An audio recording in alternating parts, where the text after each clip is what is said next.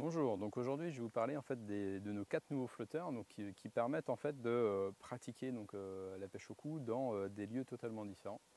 Et donc le petit en fait il a été fait, donc là c'est le modèle top, le modèle surface, mais en fait il convient très bien à une pêche dans moins de 2 mètres d'eau, donc ça peut être pour faire des pêches de surface, mais ça peut aussi être fait pour des pêches dans un canal avec très très peu de courant ou même en étang quand vous pêchez dans des endroits où il y a 1 mètre 50 d'eau. Ensuite, il y a donc le floater lake. Et le floater lake, lui, il a pour intérêt, c'est qu'en fait sur la partie haute du flotteur, il est pareil très fin, donc on va avoir un flotteur très très sensible, donc il va vraiment bien convenir à une pêche de petites plaquettes en étang, ça passera très très bien. Ça peut aussi être utilisé dans un canal avec un courant très faible. Il a une quille en métal donc qui va permettre de bien le stabiliser et d'avoir une mise en place rapide. Ensuite, il y a donc le flotteur canal, donc celui-ci. Donc pareil avec une quille un peu plus lourde, donc qui va permettre de descendre beaucoup plus rapidement, donc une vraie bonne mise en place. Et donc du coup, pour une pêche en canal, où là on a besoin d'un flotteur qui se stabilise et qui reste bien droite donc en descendant avec le courant. Donc là, cette forme de flotteur, donc la forme de flotteur bouteille, correspond très très bien. Donc notamment sur des pêches de gardon, ça sera vraiment le flotteur qui sera très adapté.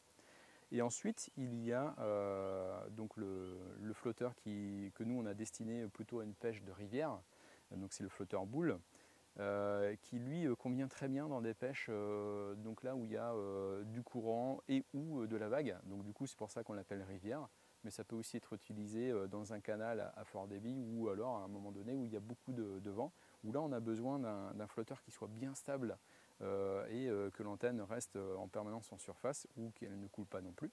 D'où l'intérêt d'avoir ce type de forme donc en boule. On l'a volontairement, et d'ailleurs j'ai fait le montage, on l'a volontairement fait en fait avec un fil intérieur.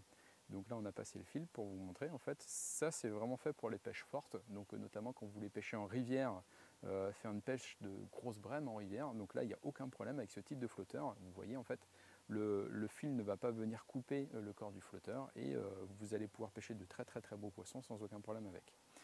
Ensuite, chaque flotteur est fourni avec des gaines de 3 cm. Donc là, je l'ai coupé volontairement en 3. Et justement, pour éviter que ça s'en mêle, là, la gaine du bas est beaucoup plus grande. Voilà, donc comme vous l'avez vu, on a fait en sorte de pouvoir répondre vraiment à 95% des besoins avec ce type de flotteur.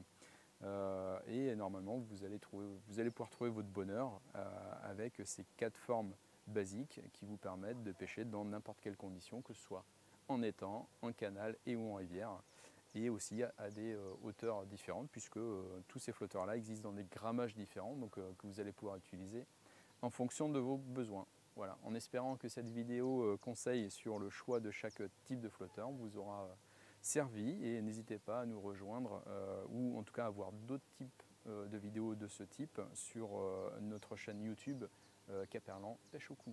À très bientôt.